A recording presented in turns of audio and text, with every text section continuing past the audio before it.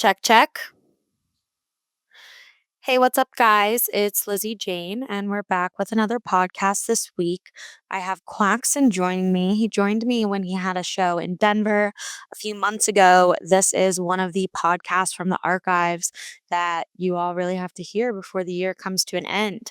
We really hop into this conversation that I've been having with so many of my guests about, you know, artistic fulfillment, multi-genre versatility, and what the fans and consumers of music are really looking to hear right now. And I think it's exciting a lot of us as artists and inspiring us creatively because for the first time, at least since I've been doing this, I feel like there's an even slate of what's to be expected of someone fitting in one subgenre versus another.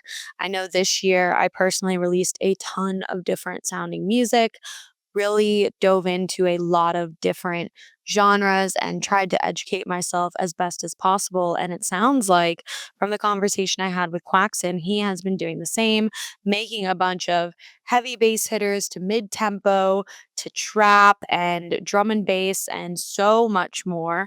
So it was really enlightening to have a catch up conversation with him as this was his second time on the podcast. And I think we should just really hop into it. Remember to check out our past episodes, like, comment, share, subscribe. That is the only way people are going to know about this podcast. And it would mean the world to me because I really, really enjoyed doing this. This past year has been really awesome in expanding opportunities in the broadcasting and podcasting world, doing stuff with Insomniac Radio, doing stuff live at festivals. And there's so much more to explore and be announced for this next coming year that really excites me pertaining to the podcast. I'm going to do another solo episode to round out the year. So we have Quackson's episode that is debuted today. Liney is going to be our next guest on the podcast. That episode's going to drop next Thursday. And then I'll have a, you know, rounding up the year solo podcast episode to send us into season 3 in 2025. As always, much love. I hope your December and holiday season is absolutely beautiful with your friends and family.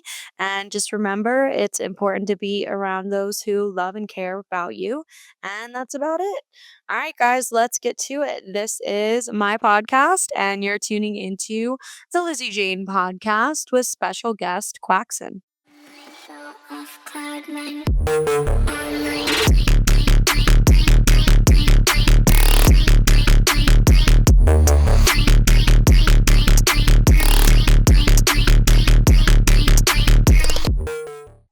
This is your official in-person debut. I know. I finally got to do it. It's cool to finally meet in person. I know. It is like, cool. And Denver's a special place just in general.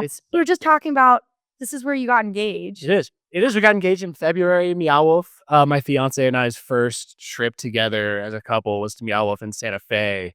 And we've both been really big fans for forever. And so it's like very wholesome. We got engaged at the at the church inside Meow Wolf, and it was very, very wholesome. So I love that. we got married, or we're getting married in July of next year. We've been together for 7 years now, which is like long overdue. She's another creative. She's great. She is the love of my life. I love being with her, and it's cool to like have someone that challenges you creatively. I don't know. I feel like I would have made way worse decisions if I didn't have her kind of in the background. It's how you know she's the one. Yeah, and it's also how you know it's very easy to be self-absorbed. Be like, I'm so in my own pocket. I'm staring at a computer 12 hours a day. I have no idea what I'm doing. I'm just like going off raw intuition, and like it's okay to admit that you're wrong, even if it doesn't feel like you are in the moment, because you're like, this is it. You're like, that different it's that different like secondary perspective sometimes that really, really, really aids you in not necessarily how might other people be viewing you or viewing your project, but just giving you like a second peace of mind. And I feel like we've had this conversation where it's always better in my mind to have more creatives together than one. Yes. Because you're always going to bring different things to the table. And it's why you look at a song and there's, even in the world of EDM, look at a Nghtmre song, Slander song, et cetera, and you see 20 names on it. It's because everybody's bringing a piece of the puzzle that's facilitating this record that's going to do 100 million streams. Yes, yeah. And it's just it's too easy to not look at every detail, and it's too easy to like miss that one thing that can make a song like from good to fucking fantastic. And that's like I even like the Death Pact remix I did earlier this year. I was like, I think this is done, and she's like, no, you need to like it's missing one thing, and I just like added one thing, and it was like, oh, this is like a great song now. And it's just like obviously that's kind of a lackluster example, but it is really just like sometimes you will miss one detail that can take something from being like okay to being like, wow, this is fucking phenomenal now. Also getting the opinion of someone who isn't necessarily a producer. Yeah. Because I think a producer's ear is so incredibly vastly different by the way that we view things. I always used to get kind of teased around and be like, oh, well, you're an audiophile. So like you're looking at this in a way where you're listening to the stereo imaging and the polarization and the phasing and the this and that. And then another person will listen to it and go, wow, that vocal was sick. Yeah. Like that was sick. That's what I'm attaching myself onto. That's the thing that they latch onto. And yeah, that's trying to debug that even as a casual listener once you start making music is so goddamn hard. Where you're like thinking about a mix down and it's like at the end of the day, your audience does not know, they do not care, and it's about the feeling of the song. That's like About feeling a song. every time. And the details obviously matter. Like I'm not trying to diminish that, right? But it's like I try to take myself outside of that and also realize that a lot of music I really like probably has a bad mix down. And it's still just like still a good song. Like if I don't know. I've used to be very like too technical and be very much so like it needs to be perfect. And 9 times out of 10, I'll go back to like the original project file and get rid of the entire mix down and be like, this kind of sucks now. Like I do that time and time again where I'm in the process right now. I've been a bit more laxed on really completing music right now and saying we're signing off. This is EP number 2. I'm at like 5 songs for an EP number 2 at about 80% of each song. Yep. And I'm not really like rushing to get in it. And I got these stems for a remix and I got really amped about the remix. Yeah. And then when you get super just obsessed. Yeah. Like that was like my Sunday night to Wednesday morning of this week. And I literally was just driving in the car on the highway Wednesday afternoon. And I was like, yo, you need to fuck off because this is messing with your whole entire week. The way that you're almost approaching things. Like I'm at the gym squatting and I'm just like running it back. Yeah, I'm running it back. And I'm like, it's not transpiring the way that I hear it here to the way that I'm hearing it in my headphones. And for that reason solely, I suck at squatting. Like, and it just goes like 1, 2, 3. And it just defines you when you become that obsessed. And like, just like I was talking to Jenga, like we are obsessive perfectionist creatures. Yeah. You have to be. You have to be. But there's a way that can hinder you and like ruin everything. I think it's also just about setting like healthy boundaries with yourself, right?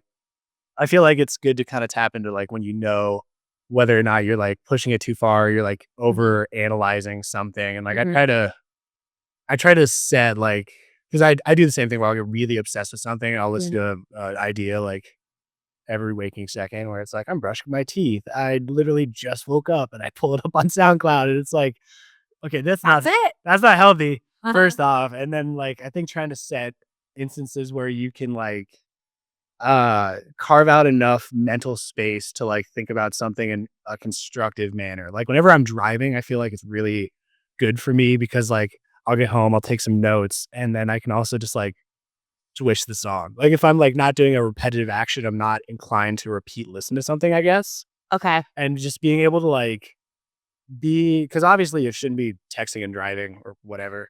And so like hey now. We're busy people, okay? We're busy people. But like I feel like that's a good enough like way for me to like listen to something, think it through without being in front of a screen, and then just like come back to it later with a bit of a fresh perspective. Because if my hands could like be on my phone, I'm just gonna be like sitting there vigorously typing and then playing back like individual moments of something that I'm I use voice memos. I'll switch from SoundCloud to voice memo, and it'll be like 30 seconds straight, fucking 60 seconds of me yelling at myself. And I'm just like, yo, this is kind of wild. That's kind of sick. Have you ever sampled those in the song? That's what I should do. Do you I'm like literally like, pan the word friends. Oh, this needs to be more monocentric.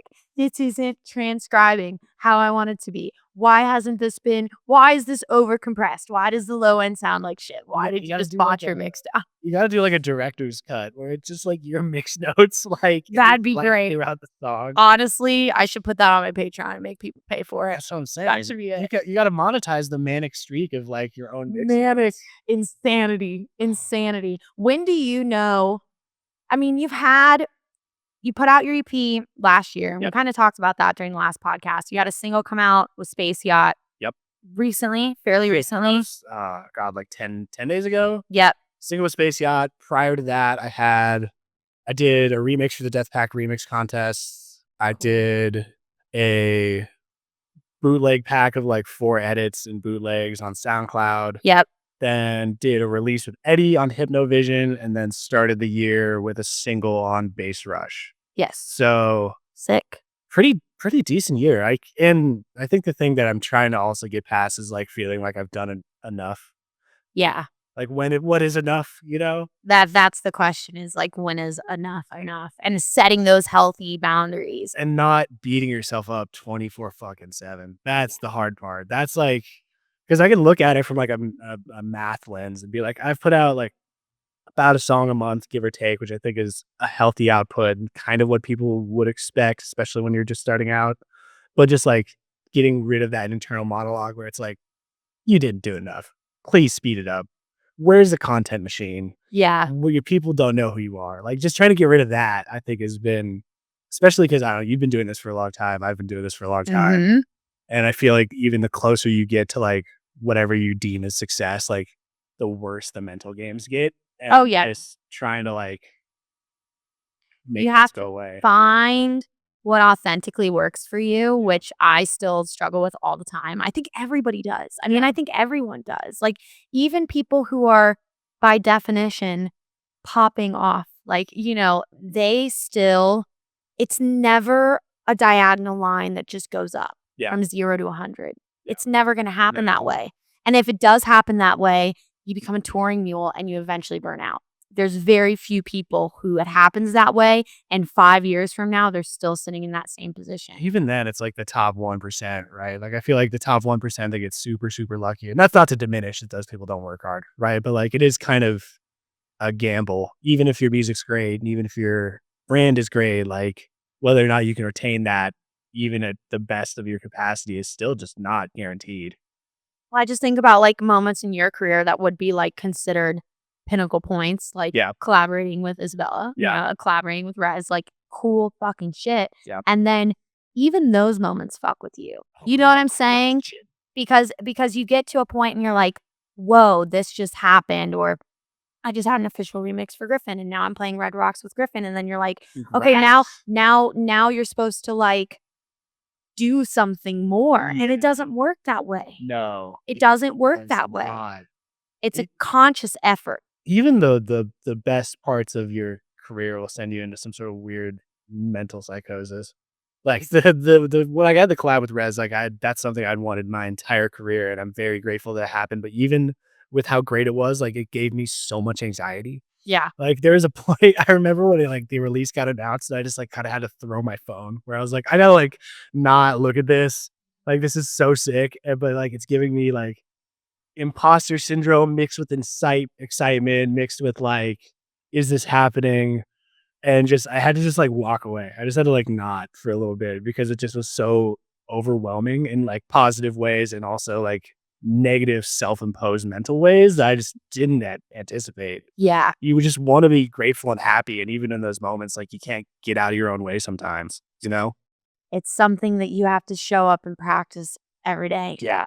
I know, and I've tried to really implement things over time because I found things that have worked for me. And then when I don't do them, I'm like ready to kill somebody. Like yoga is one of those things for me. Like, there are things that have nothing to do with music that help my mental state, whether it's disconnecting or like now at the end of every day, like 7:30, 8 o'clock, phones on do not disturb. We're not doing this because I would just work until 1 a.m., 2 a.m., not see really any different results than you finding that balance and saying, this week I'm disconnecting. This weekend I'm going, we're not going to worry about it. We don't have shows this month. We're doing this. And it's like, even though that does come with stress of its own and it allows you to focus on other things, it's like the time management and compartmentalization is so important to your like mental wellness because a lot of what we're doing, even when we have a great significant other, is alone. Yeah.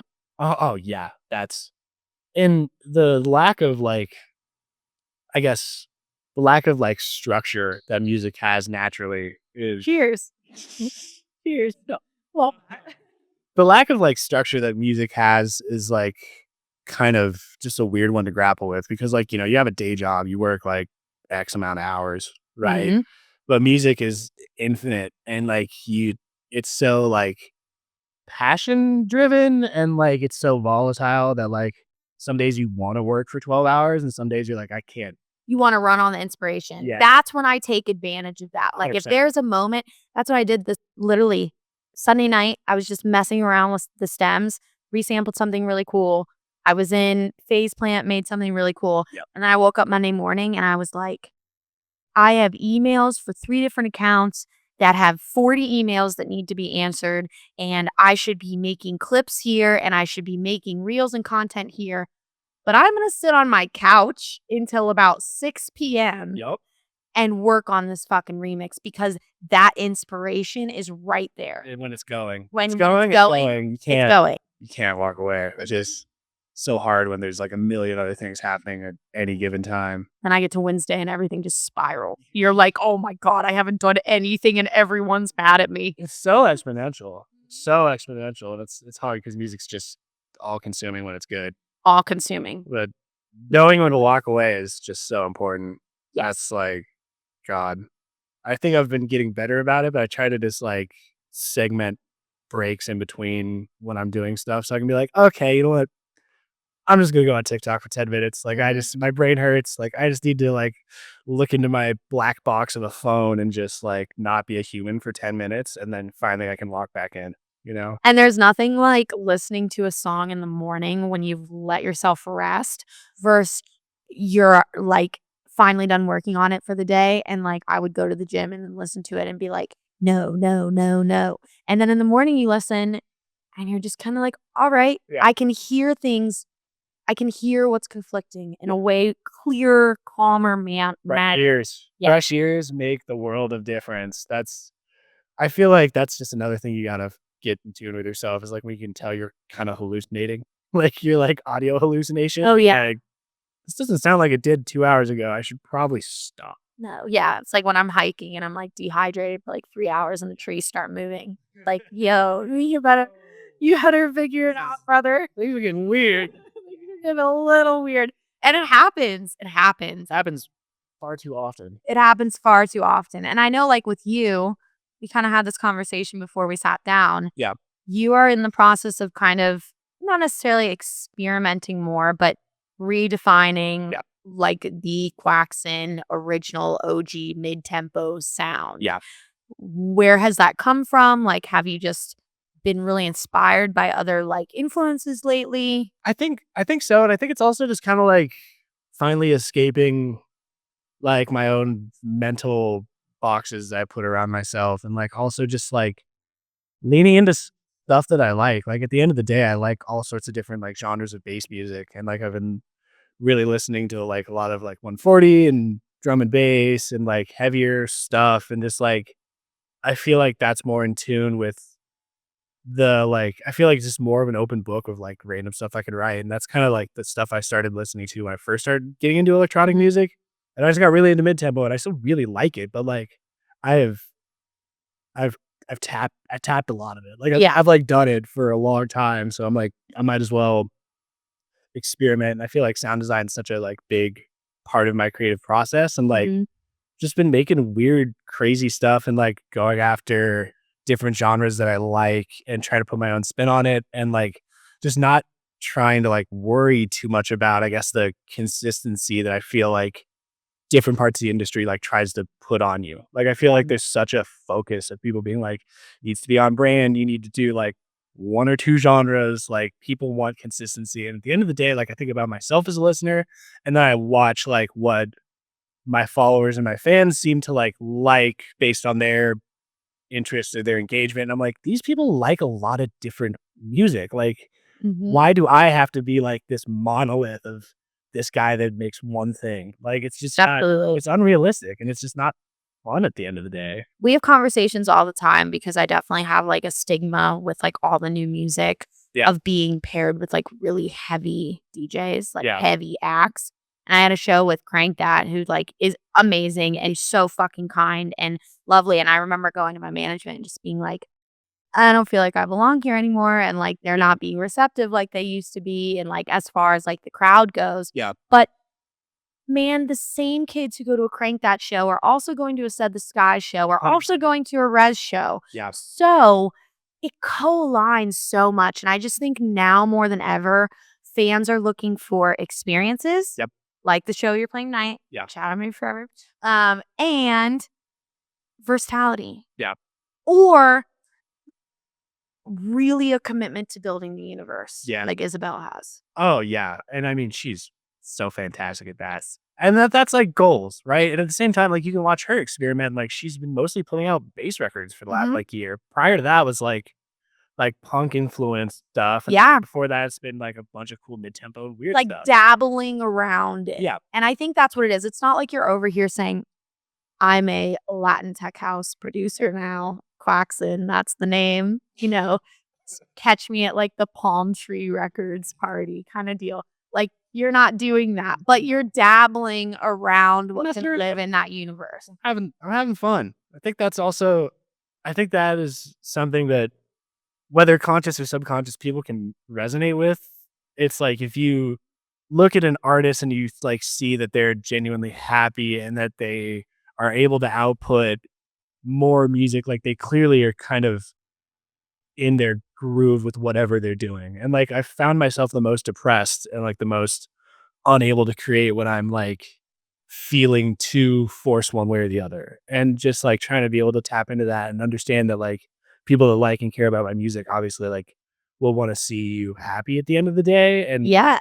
people's taste varies, you know, not every song is for every person. You know, I felt that same way about people that I really like, where I'm like, not a huge fan of this direction, but like at the same time, like I love them as an artist. I love them creatively. Like maybe the next record's more up my alley, and that's cool. Like let them have fun. Who cares? Art is so biased. It is so biased. And I think that's the coolest thing about it is I can create something and put it out. And somebody who loved my older discography can fucking hate it. Yeah. But then when I put out the next record, they're like, Get back. oh, fucking fuck with this. Yeah. Cool. Like that is what's beautiful about art. I don't think it's fulfilling. Maybe it is, but honestly, the artists that we like know and love that like have that one sound, Yeah. they either do other stuff or it's like they eventually expand. Yeah. Yeah. Yeah. I used to like get too worried about that and think that like one record that like would either, I guess, like flop for lack of a better term or like not resonate with people would like turn people off from you forever. Mhm. And I think that's just like some weird self-imposed thing where I'm like, Yeah. I blew it. Yeah. They're never coming back. Yeah. But then I think about it for myself and I'm like, man, I haven't liked certain directions of certain like some of my past favorite artists. And that does not discount the fact that I've loved like 90% of their catalog. Absolutely. So it's just trying to not think that But it's hard as an artist. Yeah. It's hard because you want everybody, especially as like, I'm a total people pleaser. Like Same. I want to please Big everybody. fan. You're like, well, I want you to love everything that I do. Yeah. But then if you put yourself in those shoes, you go, do you love every Journey song? Do you love every Fisher song? Do you love every fucking Blues Clues soundtrack song? No, you Deep don't. cuts. You don't. Love all the deep cuts. Yeah. My favorite. Yeah, Actually. yeah, like you don't. Yeah. It's you don't love everything. You have your favorites. Like, I'm super into Turnstile right now. Yeah. I've been listening to their 2021 album over and over and over again, and it's a collection of 11 songs, and I'll start it at the beginning of the gym, and then when I get to song 4, I go, "I fucking hate this song," and I'll skip to the next one, and then I'm back in it. But that's, like, what happens as a listener. Yeah. Yeah. It's like the No Skips album is like so rare. So rare. And something that may be an album that would no skips, like you eventually get skips. You're eventually like, I don't want to hear this song. You eventually get skips. You're eventually like, I appreciate the body of work, but like, I fuck with this song and I want to hear this song right Yeah. now. I don't know about you. I'm like an obsessive listener, especially if there's like something that I really like from an artist. Like I will run that song back like an unhealthy amount in a day. I've been between the Turnstile style album, Glow On, I think it's called, and then Deftones, Sick. like old shit, like early 2000s, and then the new Elohim album. Those have been my 3. Dude, that's range. Range. Oh, that is That is range. sick. That is range. That is some sick range. What have I been listening to?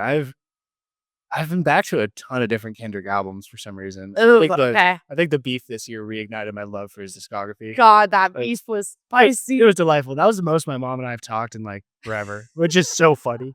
She is delightful, but she raised me on a lot of like hip hop and rap, and so Oh, that's so interesting. it's crazy. She was showing me NWA when I was like 8, which is it's so bizarre. So I've been listening to a lot of Kendrick. I've been listening to just an aggressive amount of like drum and bass and worship and dimension. Oh. Like, yeah, I've been all up in that for a hot second. I haven't listened to like any albums, I would say, but like I've been in between like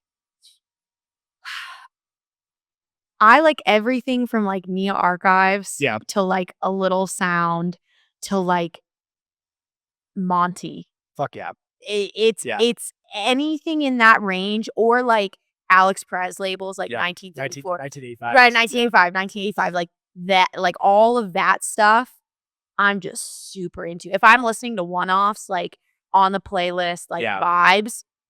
That's definitely, That's it. Yeah, that and a lot of 140 and turning and sound and all that sort of stuff is all very like, it's very satisfying. And I find it as music to not be like super overbearing, you know? No, you can listen to it like cooking. Yeah. And you'd also listen to it like not cooking. Like, driving it. Absolute range. Cooking or not cooking. Yep, that's what 140's for. Yep, you know. But yeah, it like can get you hype and then it can like not get you hype. Yeah, and, like, you can chill. It's so fun in a live setting too. A good 140 set with a massive sound system is just. I've gone to Black Box, not a ton, but a bit lately. Yeah, I've been super into that. I mean, I saw Nghtmre there too, like UKG vibe. There were like 10 people there. Really?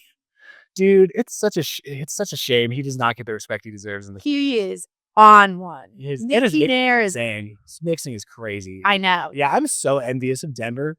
Every time I look at like what happens here, I'm like, dude, you guys have the craziest like music scene. Wild shit. You go on like our EDM train and like you go and you look at all of the shows that because we do that sometimes to see who's coming because I always feel like I have a friend in the city every week. And we'll always make lists and stuff. And some weeks I'm just like, I can't do it. I'm not doing it. Like it's not happening. Yeah. Like Rabbits was here last week and he hit me up and he was like, hey, we can come in between here and here. And I was like, I'm literally like, no, we're not doing this. I have so many podcasts recorded. We're not doing this. But it's just so cool. Yeah.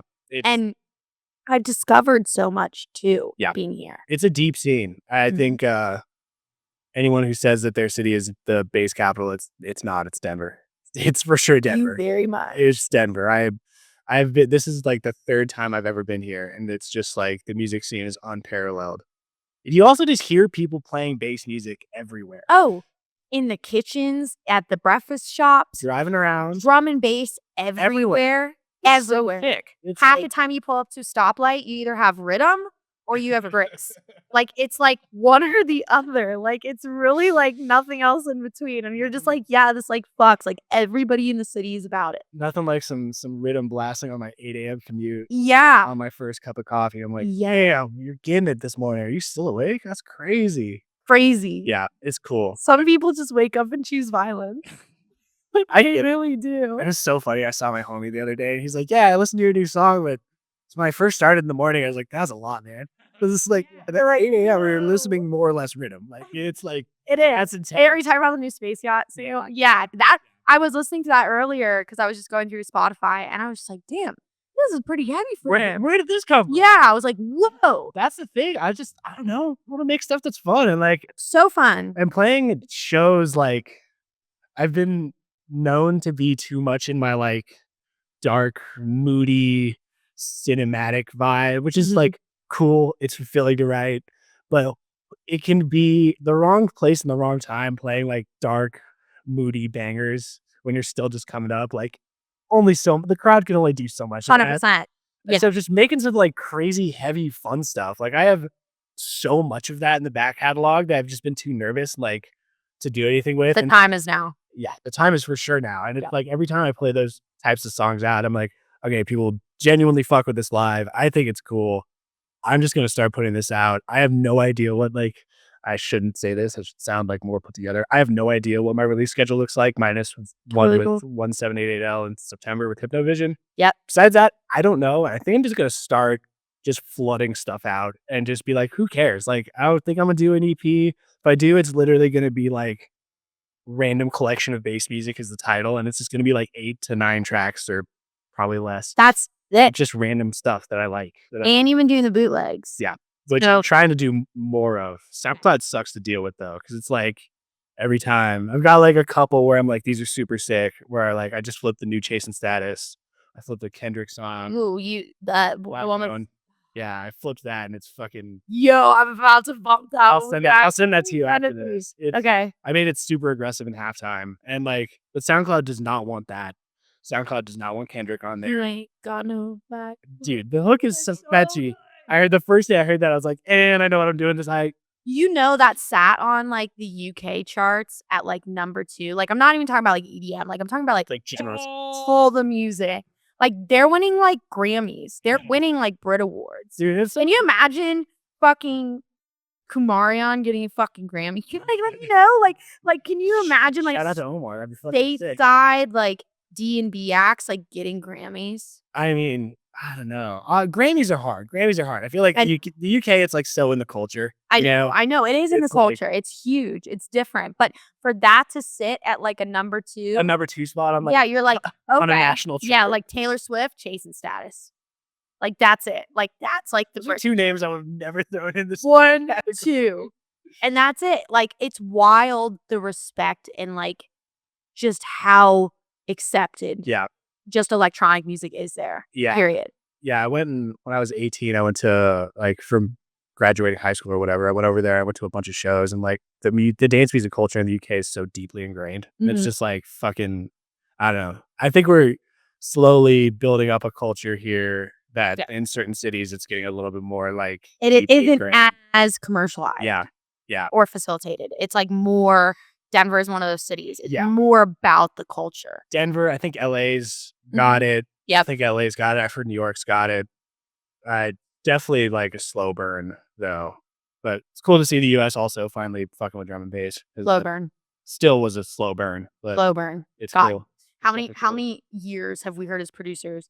It's the year. Year. I feel like This this is the I year. feel like it's finally like not just like 10 heads. Now it's it's gone to like UKG, which kind of like lives in the same world Yeah. as D&B. Like it's all the influence from overseas. Yeah. That's what it is. It's finally like sitting here, but it also comes with all of the guys overseas, the biggest Yeah. names coming here. Well, it's still just cool to see those sounds like being on big stages now. Like I feel like it used to be like you'd go to either UKG or D&B night and it's like 50 heads in a like Oh, yeah. 800-person capacity club. And now it's like, oh shit, these are like on festival stages now. I've seen quite a few D&B shows here, but the standout was I saw HeadX when he was here with Monty Fucking at Summit. And that's like a venue that is a Live Nation venue. So it's very much so not a venue that is normally in the normal rotations of Yeah. electronic acts. And the energy, like I was just like, yeah, it's here. Like it's here. It's happening. It's happening. Yeah. I Yes. saw him at Shambhala. It was so fun. So fun. Such a good set. Love- Jump Up is such a funny genre, but it's so sick. I'm personally am more like an Amanu, Yeah. very not like IDM, but like Amanu, Night Punk, the Carsicle Project, Caracol Project. I think Caracol Project, like Brushwin, Yeah. like all of those, like those melodies, and just that is what I live for. But it's a very overseas take, whereas like American D&B, I think will be defined differently. Oh yeah. I think we would, like we do with any genre, we kind of have to bastardize it a little bit. A little bit, A little bit. a little bit. And that's not a negative thing. That's just like our crowds are different. Like Our crowds are different. our attention spans are different. Our tastes are different. I feel like, but it's all kind of a gateway. You know, it's like you kind of give them the Americanized version. That's what happened with like Doug. Like a Happy Meal. Yeah. Like, we're kind of going in on this podcast. We're gonna hate me. It's fine. This actually happens with us every time this happens with us. I don't know how this happens with us, because last time we did it remotely and I was just like on one. I was saying stuff that I was like, oh, this could get me in trouble. I think we both did. It's okay. It's okay. I prefer podcasts like that. I want to hear people being real. Nothing. Yeah, this is what it's for. It's not like you can do an interview anywhere. Like that. I struggle with those. I I have such a hard time with like written interviews because I'm like, how am I going to be perceived? I'm just having, especially when you have to type out the answers. It's not like a conversation where then they take your answers and facilitate the actual like article. It's, hey, we're asking you this blank. Whenever I do that, whenever we have a release, I literally write like a storybook, and I'm like, here you go. Yeah, figure it out. Enjoy.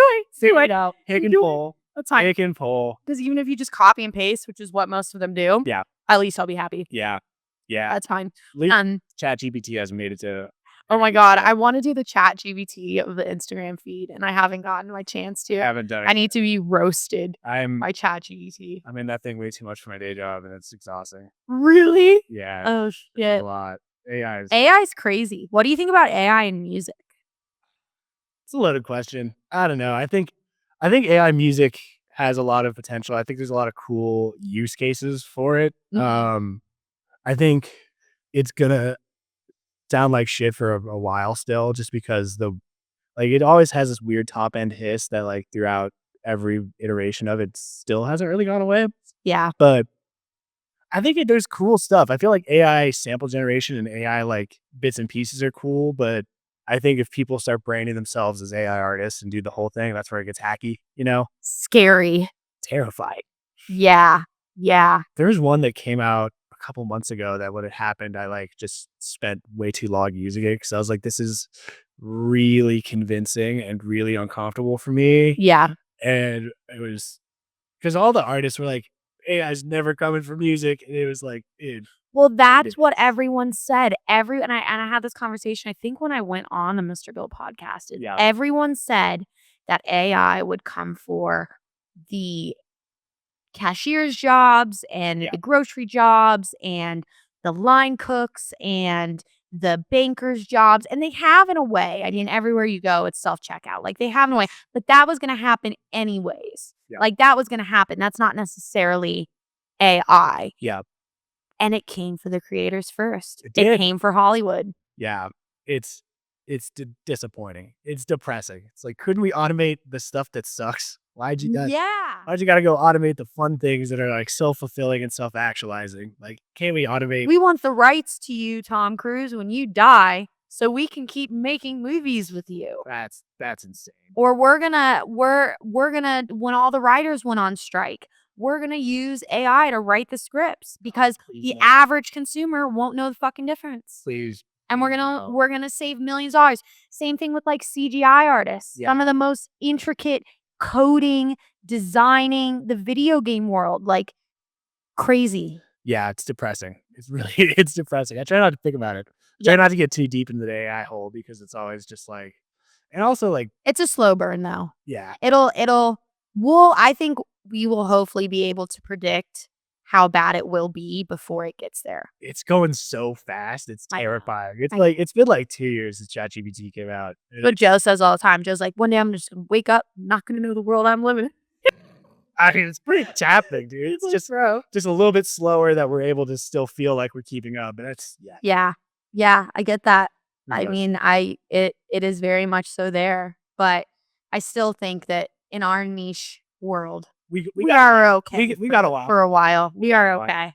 I like Mr. Bill's take on it because I've listened to it to so many of his podcasts and He's great. Yeah, I mean, he's a very interesting dude. And I think his take of like people don't want to pay to see a robot, like people want to see humans do things. I think that's still ultimately true, but there's just the like smaller parts of like displacing people for sync writing and for like other pieces of the wheel that like I don't think it will displace performers, but I think the rest of the like music making process will get kind of fucky. Yeah, it will. 100%. Which is like how a lot of producers make their money. Yeah. Publishing, sync writing, just terrifying. Everything, all of that stuff. Yeah. Quite interesting. But back to SoundCloud. We kind of feel like SoundCloud is having a resurgence.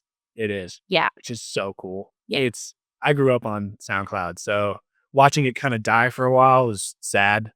And now watching people like Tape B and other artists like come back super hard off of it and like the bootlegs and everything, like, and it just feels like people are connected on that platform unlike anywhere else. Yeah. Like Spotify is very hollow as a platform. So hollow. You get to see some They tried. It's hollow. You get to see some like kind of cool analytics, but like there's nothing more satisfying than watching someone go through your entire discography on SoundCloud. You're like liking everything. Yeah, you're like, you get it. That's cool. Cool. You get it. I like that. Yep. I mean, we used to talk about like when Louis Child and San Holo and all of them made their careers off of the SoundCloud. Yes. 100%. And like just watching that come back is nice. And so I've been putting more time into that. And also like, I don't know about you, but I make a bunch of random bootlegs and shit for shows anyway. All the time. All the time. All the time. And they're like, because it's fun. It's fun and it's less pressurizing. Yeah, it's less like and you can go, I'm done, I'm putting it up. Yeah, exactly. Yeah. Immediate feedback. You're like, cool, I don't have to worry about a release plan. I don't have to push this to distro. I don't have to submit this to labels. Like I just put it out and people can listen to it. I think it's a very good balance, and like the artists that we've seen have success with it recently, like that is their balance. Where like Burke is also from Florida, and we've talked quite a bit about this, where he wants that instant gratification, not instant gratification, but just the ability to put out music. He makes so much music. Yeah. And when you're like working into a mastering chain, or you have something that is sufficeable for you to be content with how that's sounding, and you're at that type of level, like where you are planning your releases so far out and like all that stuff, like you have to have some outlet like that. Yeah. Yeah. And I think the fans just like it, and it's how people can discover you, because everything else is so like algorithm. It's so algorithm based. Yeah, it's like so algorithm based and so like hollow. Yeah, algorithmic. I don't know, but it's like just so formulaic, and it's like I don't know. I still fall down in rabbit holes where I'm like on SoundCloud for hours. And I've gone through like 3 people's likes, and I'm just like, this is a weird deep hole of like music. When you go into like, you find a track, or you find the track that you're looking for, the bootleg that you're looking for, and then you go to the related tracks, and then you go to those related tracks, and then you find an artist that you really fuck with, and then you go through their likes. Yep. You know the secrets. And you're like, oh, that's your whole fucking DJ set right there. Found it, bitch. I do that like a week before a show. Yeah. Where it's like, that's what I do. About to lock in and spend 3 hours on SoundCloud. Monday or Tuesday morning, that's what I do. I go through my like DJ pool site that I have, and then I go to SoundCloud. Yep. Every time, without fail. But yeah, SoundCloud seems to be back, at least not in the same capacity, but it's coming back, which is cool. So putting a lot of energy into that, and just like not worrying as much, just putting out music. Who cares? I think that's what it is. Exactly like the conversation I was just having with Jenga is like, you just have to keep stepping up to the bat and hitting the fucking ball. Yep. Takes one ball to get a home run. And you hit a home run. You miss every shot you don't take, man. Yep. It's cheesy as hell, but it's true. And that applies to like social media. That applies to songs releases. That applies to like the power of no is super, super important. But like shows where like you take a shit fee because it's an awesome fucking opportunity, room, support, play, whatever. Like it's all finding that happy medium balance. All of it. Yeah. You got to make concessions where you're comfortable making them. And certain opportunities are worth that. But finding what that means for you, and also just not filling your calendar, just fill your calendar. That's taking bad offers or making bad choices. Like you can only do that so many times, so you start to burn yourself out. Absolutely. Yeah. I think it's always something where we're just like ever so learning, growing, Yeah. failing, getting back up again. It really happens to everybody. It doesn't matter what level you're at. No, it doesn't. It's just nice having friends that make music because you can. Yes. It's like a nice cycle where one of you's crushing it, the other's depressed. Then like a month later, you flip it. You're there to support each other. You're like, cool. Just Stick back and forth all the time. all the time. All the time. Constantly. Do you want to tell me some things you're excited about on the Yes. horizon? Okay. Yes. Okay. So September, I want to say 24th, collab with 178L, one of my favorite producers of all time. Fucking pioneer, an excellent producer and a good homie. Out on Hypnovision, first bid for his EP, just super sick. And then besides that, I think I'm either gonna start packaging stuff to do releases very frequently or do like a big waterfall EP of just random music I like. Just Love it. stuff I like. Yep. I'm not doing these thought out like crazy themes. Like Put it out. just put it out. There's a lot of people who just put it out. Yeah. Right? Just put it out. Today's economy, I'm just putting out music I like. It's So today's economy, price has gone up. price has gone up, attention span's gone down. Yeah. It is what it is. It is I'm what it do is. as much music as I possibly can. And that's amazing. Well, you're here in Denver. You're gonna crush your show tonight with Thank Maybe you. Forever. Shout out Maybe Forever. Shout out Thank you, Maybe people. Forever. I know we got a very mid-tempo dark weekend in Yeah. Denver this weekend. Denver- Red, Denver in the business. yes, there's some wild artists playing in a ton of different spots. I know. So it's y'all are gonna have fun. It's can Denver is one of the only places that you can have 3 shows that have similar artists in the same genre, and they all sell out. They're all doing well. Yep. They're all crazy. Yep. So come to Denver. Come party in Denver. Come to Denver. Just come to party Denver, here. guys. I'm Love it. from Seattle. Just come to Denver. Just come to Denver. Skip Seattle. Just keep on going. Just I didn't keep say going that. down. Come to Seattle. Maybe I'll be there. I don't know. Or no. Or maybe he'll be in Denver. Or maybe I'll be back in Denver. Thank you twice this year. You know, we love it. Well, dude, thank you so much for coming on Thanks, today. man. I'm glad we It's a got to do pleasure. this again and in person. Yeah. I'm stoked to hear the new music. Thank you. I'll send you some stuff after this. I'm excited. Bye, guys. See ya. Peace. Show off cloud nine.